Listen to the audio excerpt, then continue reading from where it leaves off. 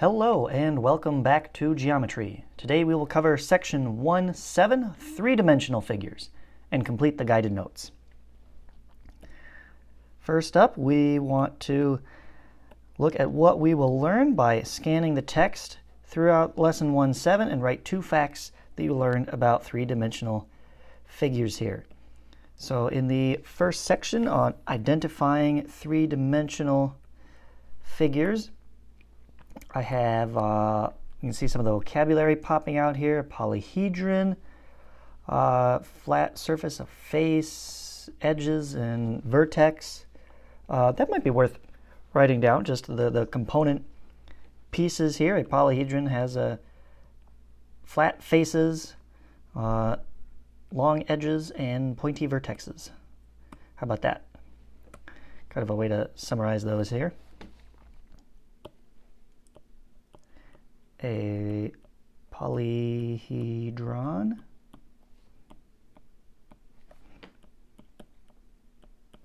has flat faces,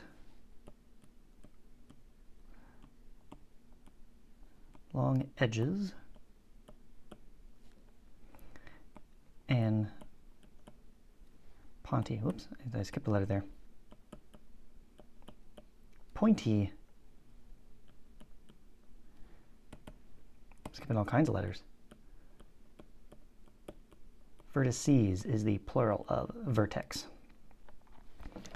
All right, and what else can we find? Then we've got different types of solids here: prisms, pyramids, cylinders, cones, spheres. We'll define those in the vocabulary term. Polyhedrons, polyhedra, are named by the shape of their bases. Identifying solids. Regular polyhedron, exactly 5 types of regular polyhedrons called platonic solids. Okay, I like that sentence.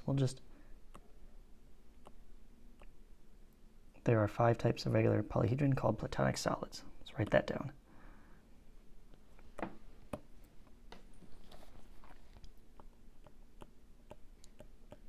There are exactly 5 types of regular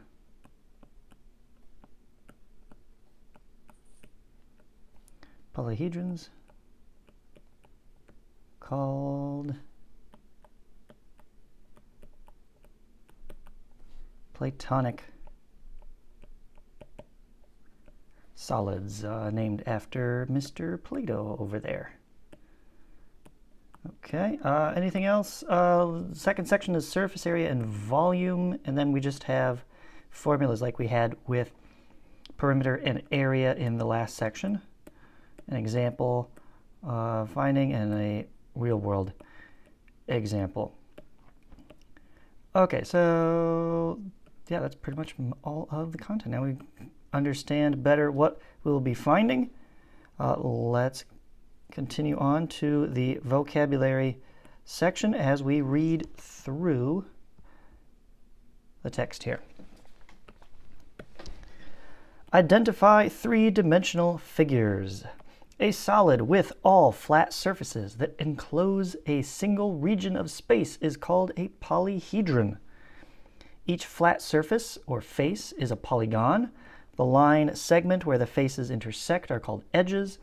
The point where 3 or more edges intersect is called a vertex. So edges and vertex are the same as the polygons, and then each polygon becomes the face of the 3D polyhedron. Below are examples and definitions of polyhedrons and other types of solids. And if we look at our vocabulary list to fill out here, we see prism, pyramid, cylinder, base, cone, and sphere, not face, edge, or vertex. So I'm glad I included it at the top. So first up, types of solids. We have polyhedrons and some non-polyhedrons. Okay, so 2 types of polyhedrons. A prism is a polyhedron with 2 parallel congruent faces called bases connected by parallelogram faces.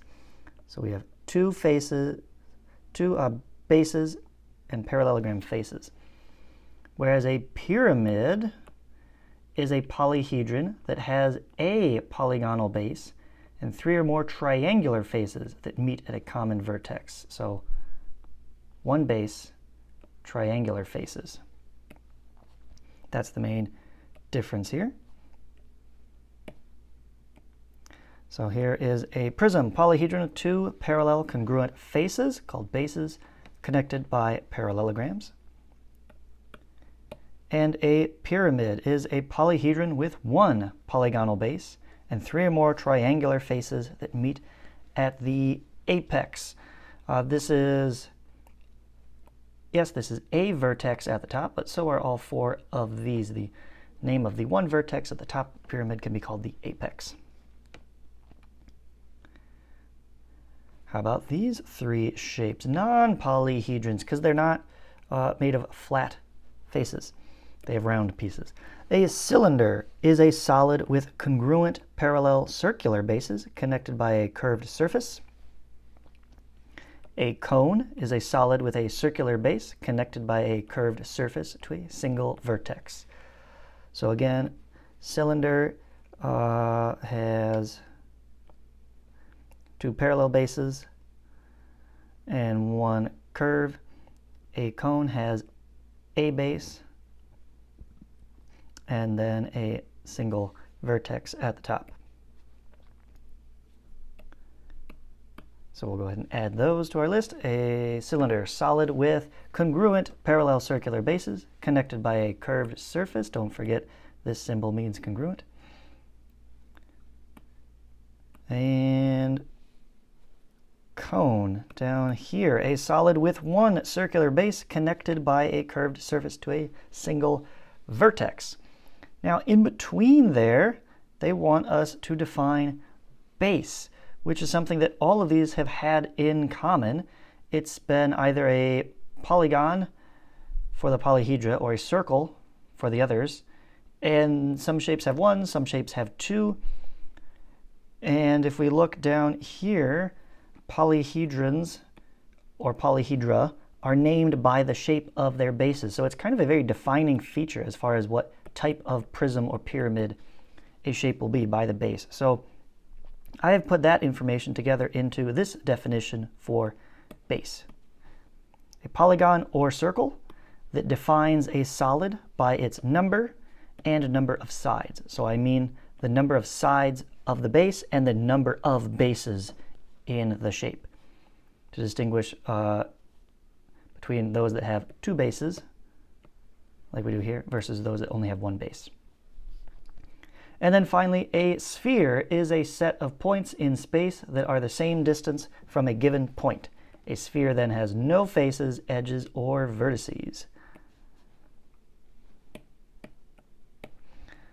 So I added that to my definition list there.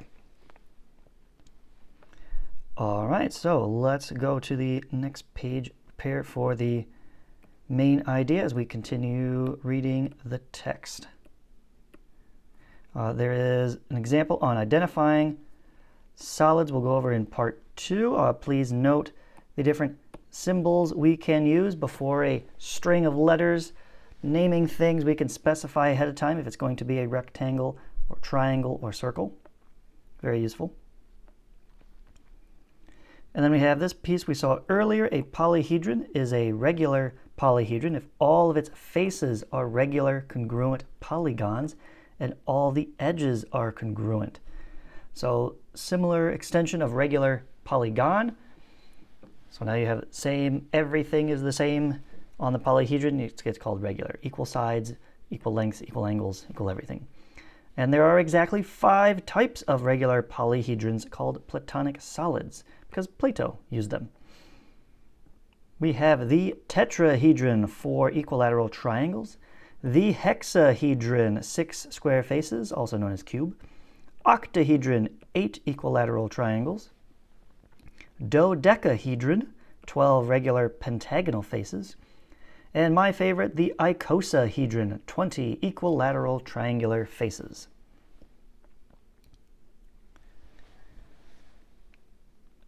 That brings us to part 2, surface area and volume. Surface area is a two-dimensional measurement of the surface of a solid figure. The surface area of a polyhedron is the sum of the areas of each face. Okay, sum of the areas of each face. Imagine if you were to paint the object. How much paint do you need? That's the surface area. And then volume is the measure of the amount of space enclosed by a solid figure. How much water do you need to fill the shape?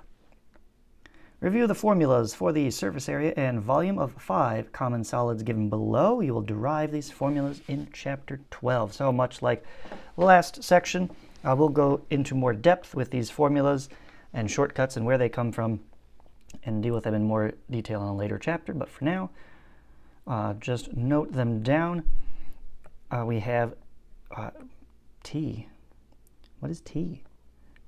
T is total. Oh, T for total. I'm going to highlight that because that's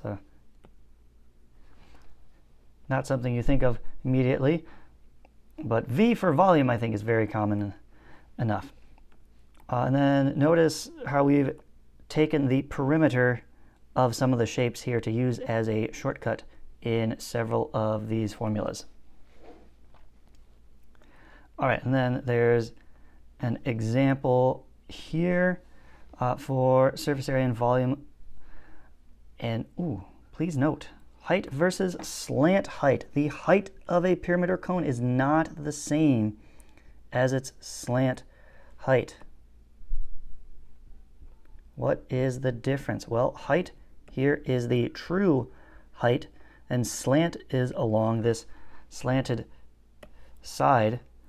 So height is always perpendicular to the ground. Okay, just like if you wanted the height of the building in real life, the height of the pyramids in Egypt, you measure from the ground straight up perpendicular. And then there's another real world example here, and that is the end of the text. So let's see if we can't go back and summarize some of these details here. Complete the concept circle by drawing in a fourth example. Then state the relationship of the 4 figures on the line below the concept circle. Okay, what do we have here? I see, let's see, I'm going to go back one more page. Looks like a triangular prism here. A 1, 2, 3, 4, 5, 6 hexagonal prism here. A rectangular prism there. So these are all prisms. I think I'm going to do this slightly out of order. Say the relationship is all shapes are prisms. We will draw another one in here that hasn't been done before. We have 3 sides, 4 sides, 6 sides, so naturally we need to add 5 sides, but that is way too teeny tiny of a space to draw. So I'm going to draw outside, and to create my prism, I'm going to start at the top. 1, 2, 3, 4, 5. Let's do that one a little bit better and connect it up there. And then from each vertex, drop straight down. As long as you like, just make all of these the same length. And in the back, we will do a dashed line.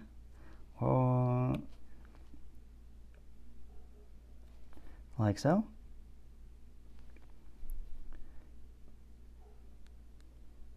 And then connect up the bottom of each vertical line.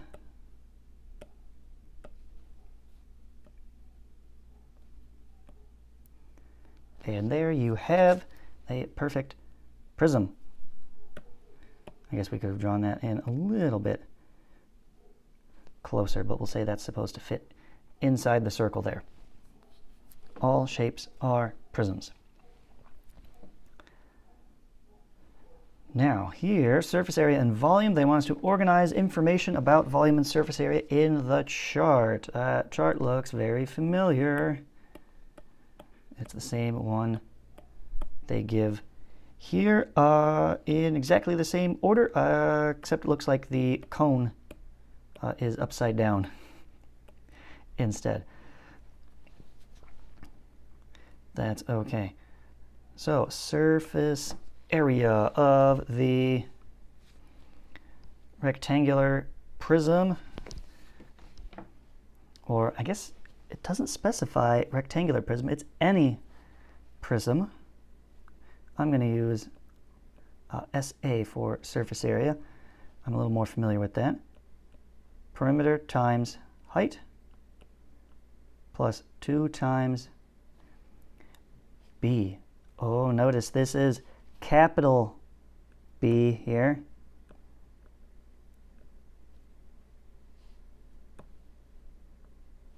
So it is the area of the base, not just the length of a base. That is very different from, say, a lowercase b like we saw last one. Capital letter B always means area. It itself is already a two-dimensional measure. Keep that in mind. For the volume,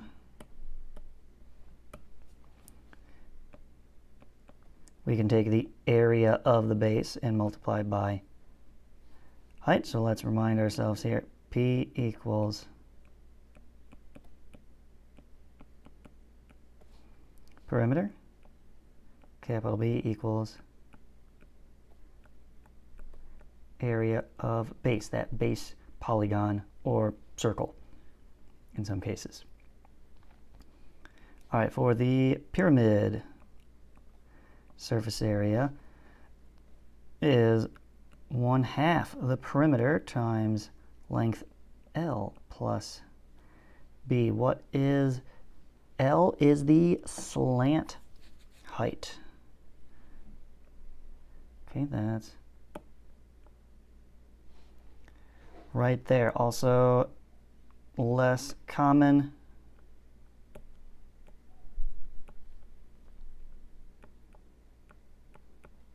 Not the true height of the pyramid as we will use for the volume, but the slant height. You can think of that as the length down the side of the pyramid. Length of the slope if you were to go skiing.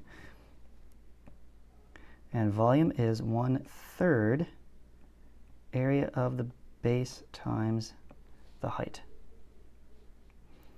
For the cylinder, surface area is 2 pi times radius times height plus 2 pi times r squared.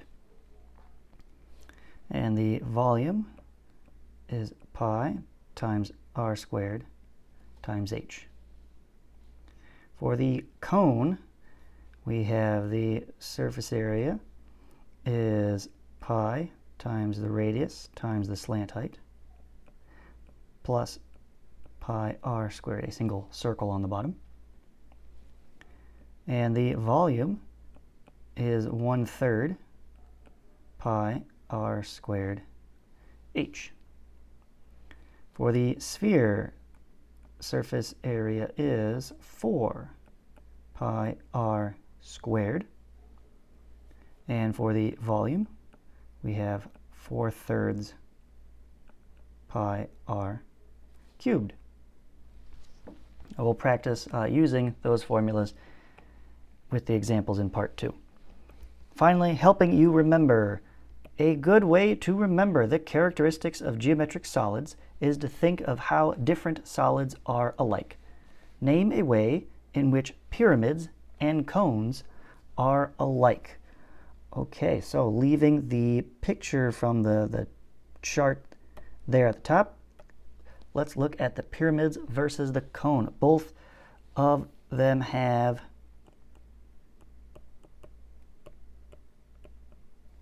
one base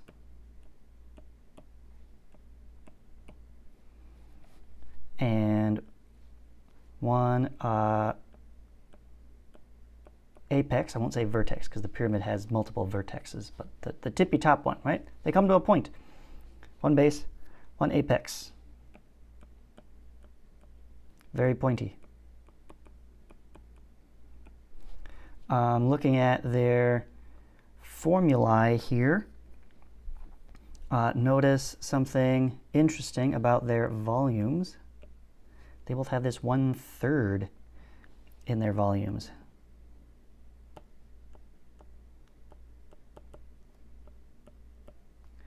Both use 1/3.